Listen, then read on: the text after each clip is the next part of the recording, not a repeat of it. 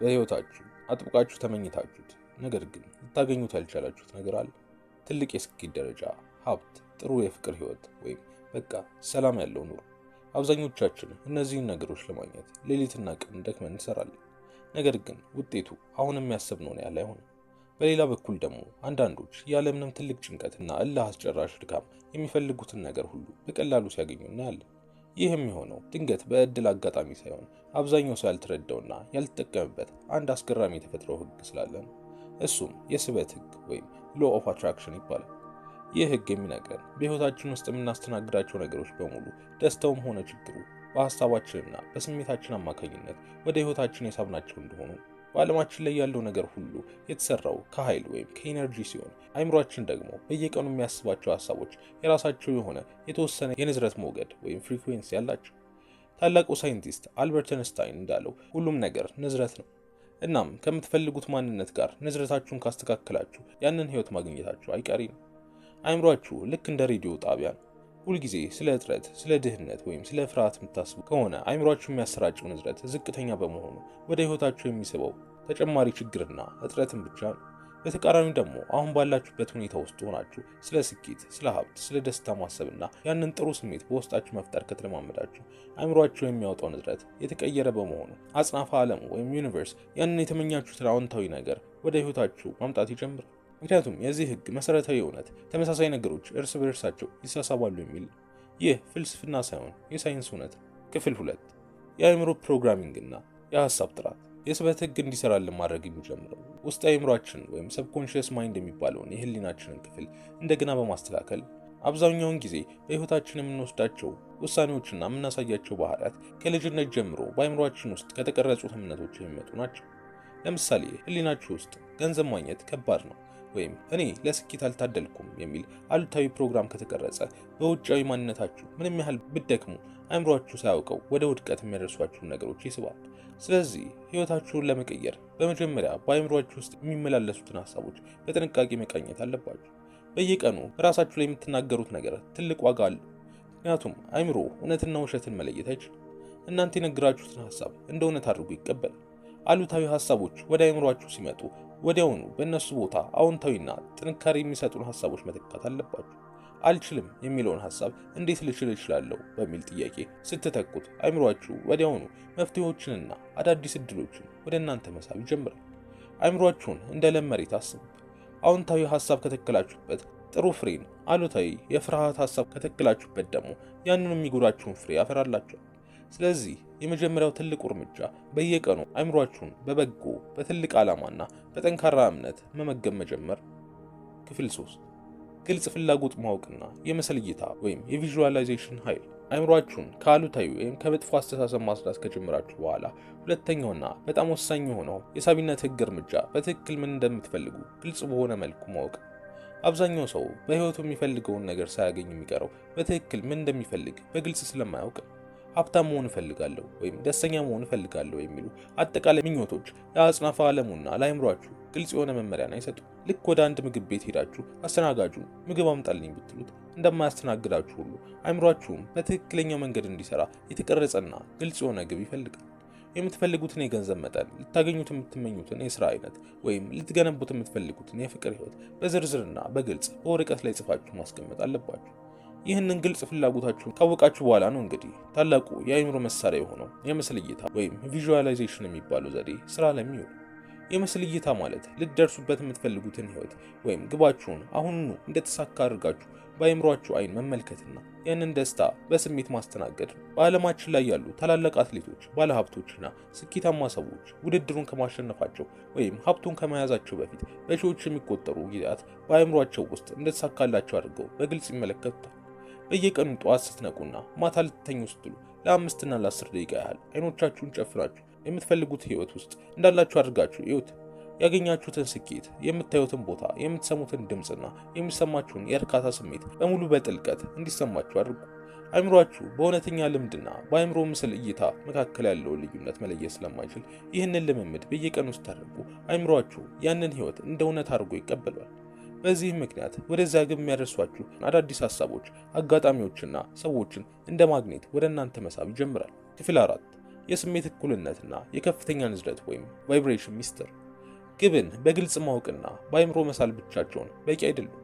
የሳቢነት ህግ ትልቁና ዋናው ሞተር የስሜታችሁ ጥራት ነው። ብዙ ሰዎች የፈለጉትን ነገር በአይምሯቸው ያስባሉ፣ ነገር ግን በውስጣቸው የሚሰማቸው ስሜት የጥርጣሬ፣ የጭንቀት ወይም የእጥረት ነው። ለምሳሌ ሀብታም መሆን እየተመኛችሁ ይህ ነገር ለኔ አይሆንም ወይም ገንዘብ አጥቼ እየተቸገርኩ ነው የሚል የጭንቀት ስሜት በውስጣችሁ ካለ አእምሯችሁና አጽናፈ ዓለሙ ምላሽ የሚሰጡት ለአእምሯችሁ ምስል ሳይሆን ለውስጣዊ ስሜታችሁ ንዝረት ነው። የምትፈልጉትን ነገር ወደ ህይወታችሁ ለመሳብ ያ ነገር በእጃችሁ ቢገባ የሚሰማችሁን ደስታ፣ ሰላምና የእርካታ ስሜት አሁኑኑ በውስጣችሁ መፍጠር አለባችሁ። ይህ የስሜት እኩልነት ይባላል። ማለትም የውጭ ሁኔታዎቻችሁ ሳይቀየሩ በፊት የውስጥ ስሜታችሁን ከምትፈልጉት ስኬት ጋር ማስተካከል ማለት ነው። ይህንን ከፍተኛ የንዝረት ደረጃ ወይም ሃይ ቫይብሬሽን ለመጠበቅ ደግሞ ትልቁና ፈጣኑ መንገድ ምስጋና ወይም ግራቲቲዩድ ነው። በህይወታችሁ አሁን ባላችሁ ጥቂት ነገር ላይ እንኳን በትክክል ማመስገን ስትጀምሩ አይምሯችሁ ከእጥረት አስተሳሰብ ወጥቶ ወደ ሙላትና ወደ አዎንታዊነት ይሸጋግራል። በየቀኑ ጠዋት ስትነቁ ስላላችሁ ጤና፣ ስላላችሁ ህይወት፣ ስላላችሁ አየርና ስላላችሁ ጥቂት ነገሮች እንኳን ከልባችሁ አመስግኑ። ምስጋና የደስታና የብልጽግናን በሮች ሁሉ የሚከፍት ቁልፍ ነው። ምክንያቱም ለአጽናፈ ዓለሙ እኔ በቂና የተባረኩ ነኝ የሚል ከፍተኛ የንዝረት መልእክትን ያስተላልፋል።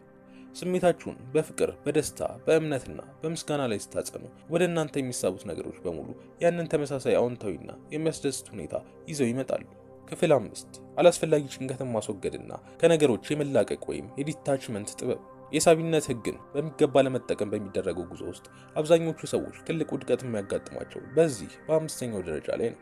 የምትፈልጉትን ነገር በግልጽ ካወቃችሁ፣ በአይምሯችሁ ካያችሁትና አዎንታዊ ስሜትን ከፈጠራችሁ በኋላ ቀጣዩና እጅግ ወሳኙ እርምጃ ለውጤቱ ሳትጨነቁ ነገሩን በነፃነት መልቀቅ ወይም ዲታችመንት ነው። አብዛኛው ሰው አንድን ነገር አጥብቆ ከተመኘ በኋላ በየቀኑ ታዲያ ያሰብኩት ነገር ለምን አልመጣም? መቼ ነው የሚሳካው? እንዴት ነው የሚሆነው? እያለ በጭንቀትና በትዕግስት ማጣት ይወጠራል። ይህ አይነቱ የተጋነነ ጭንቀትና መጠራጠር ደግሞ በአጽናፈ ዓለሙና በእናንተ መካከል ትልቅ የስሜት ግድግዳን ይፈጥራል። ምክንያቱም በየቀኑ መቼ ነው የሚሆነው ብላችሁ ስትጨነቁ ለአእምሯችሁ የምታስተላልፉት መልእክት ያ ነገር አሁንም በእጃችሁ እንደሌለና እንደራቃችሁ፣ ይህም የነገሩን እጥረት የበለጠ ያጎሏል። የሳቢነት ህግ ደግሞ የሚያጎለው የምታስቡትንና የሚሰማችሁን ነገር ስለሆነ ጭንቀታችሁና ፍርሃታችሁ ያሰባችሁት ነገር የበለጠ እንዲዘገይ ወይም ጭራሽ እንዳይሳካ ያደርገዋል። ነገሮችን የመልቀቅ ጥበብ ማለት ዓላማችሁን መተው ወይም ተስፋ መቁረጥ ማለት አይደለም።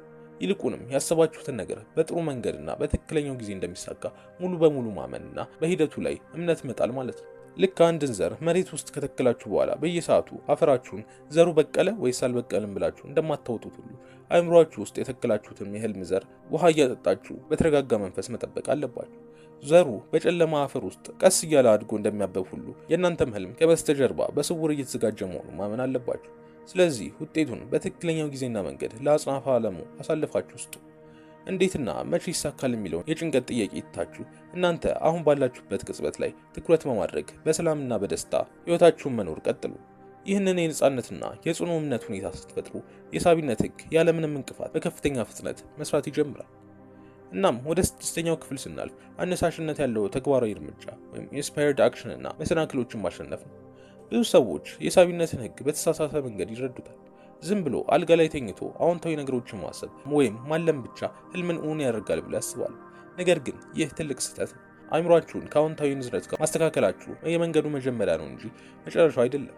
ትክክለኛው የሳቢነት ህግ ውጤት የሚመጣው አነሳሽነት ካለው ተግባራዊ እርምጃ ወይም ኢንስፓየርድ አክሽን ጋር ሲጣመር ብቻ ነው። አዎንታዊ ንዝረት እና ከምስጋና የሚወጣ እርምጃ ደግሞ በተራ ድካም ወይም በግዳጅ ከሚደረግ ስራ ሙሉ በሙሉ የተለየ ነው። በየቀኑ አእምሯችሁን በበጎ ሐሳብ ስታንጹ አጽናፈ ዓለሙና አእምሯችሁ አዳዲስ አጋጣሚዎችን፣ ሐሳቦችን፣ የቢዝነስ መንገዶችን ወይም ሰዎችን ወደ እናንተ መሳብ ይጀምራል። በእነዚህ አጋጣሚዎች ላይ ወዲያውኑ ውሳኔ ወስዳችሁ መራመድና መስራት የእናንተ ድርሻ ነው። ይህ አነሳሽነት ያለው እርምጃ በውስጣችሁ ከፍተኛ ጉልበት፣ ደስታና ፍላጎትን ስለሚፈጥር ስራውን ስትሰሩት አይደክማችሁ። ይልቁንም ወደ ህልማችሁ ከፍ ብላችሁ የምትበሩበት ክንፍ ይሆናችኋል። ነገር ግን ወደዚህ ተግባር ስትገቡ በተፈጥሮ የሚያጋጥም ሌላ ትልቅ መሰናክል አለ። እሱም በውስጣችሁ የሚነሳው የጥርጣሬና የፍርሃት ድምጽ ነው። ወደ አዲስ ምዕራፍ ለመሸጋገር ስትሞክሩ አእምሯችሁ ካለበት የለመደው የደህንነት ቀጠና ወይም ኮምፈርት ዞን መውጣት ስለማይፈልግ ይህ ነገር አይሳካም፣ ብትከስርስ ምን ታደርጋለህ፣ ብትወድቅስ የሚሉ የአሉታዊነት ጥያቄዎችን ያሰማችኋል። በተጨማሪም በዙሪያችሁ ያሉ ሰዎች የእናንተን ትልቅ ህልም ስላልተረዱት ሊያፌዙባችሁ ወይም ተስፋ ሊያስቆርጧችሁ ይሞክራሉ። በዚህ ወቅት ማድረግ ያለባችሁ ነገር ቢኖር ትኩረታችሁን ከውጫዊ የሰዎች ድምፅና ከውስጣችሁ ፍርሃት ላይ አንስታችሁ ቀደም ሲል ባቀዳችሁት ግልጽ ራዕይ ላይ ብቻ ማሳረፍ። ፍርሃት ሲሰማችሁ እርምጃ ከመውሰድ ወደ ኋላ አትበሉ። ይልቁንም ፍርሃቱን እንደ አዲስ እድል መምጫ ምልክት አድርጋችሁ በመቁጠር በጽናት ወደፊት ገስግሱ። እናም አስታውሱ፣ የስበት ህግ ጠንክረው ለሚሰሩና እምነታቸውን በተግባር ለሚያሳዩ ሰዎች የበለጠ በፍጥነት ምላሽ ይሰጣል። መሰናክሎች ሲያጋጥሟችሁ እንደ ውድቀት ሳይሆን ወደሚቀጥለው የስኬት ደረጃ እንደሚያሸጋግር ትምህርት አድርጋችሁ ቁጠሯቸው። እያንዳንዱ እንቅፋት የእናንተን እምነትና ብቃት የሚፈትን እንጂ መንገዳችሁን የሚዘጋ አይደለም።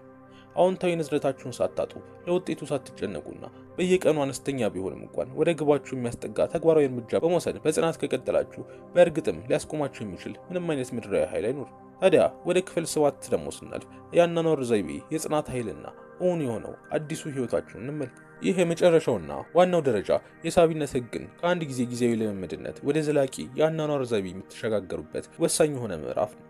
አብዛኞቹ ሰዎች የሳቢነት ህግ ለጥቂት ቀናት ወይም ለሳምንታት ይሞክሩትና ወዲያውኑ ትልቅ ተአምር ካላዩ ተስፋ ቆርጠው ወደ ቀድሞ የአሉታዊነትና የጭንቀት ህይወታቸው ይመለሳሉ። ነገር ግን እውነተኛው ስኬት የሚመጣው ይህንን ህግ በየቀኑ የምትኖሩት ህይወት አካል ስታደርጉት ብቻ ነው። የሳቢነት ህግ ልክ እንደ ሰውነት ማሳደጊያ ስፖርት ነው ወይም እንደ ጂም ነው። አንድ ቀን ስፖርት ሰርታችሁ ወዲያውኑ የሰውነት ቅርጻችሁ እንደማይቀየር ሁሉ ለአንድ ቀን ብቻ አዎንታዊ ነገርን አሰብኩ ብላችሁ ሙሉ ህይወታችሁ በአንድ ጀንበር እንዲቀየር መጠበቅ የለባችሁ።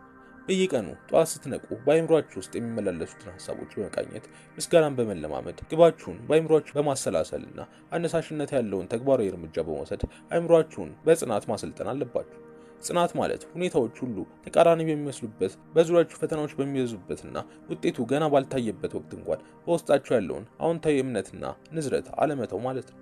አጽናፈ ዓለሙና አይምሯችሁ የእናንተን እውነተኛ ፍላጎትና እምነት የሚፈትኑት በትግላችሁና በጽናታችሁ ወቅት ነው። በሚያጋጥሟችሁ ተፈታታኝ ሁኔታዎች ውስጥ ሆናችሁ አዎንታዊነታችሁንና ምስጋናችሁን ካልተዋችሁ የፈለጋችሁት ነገር ወደ እናንተ ከመምጣቱ በስተቀር ሌላ ምንም አማራጭ አይኖረውም።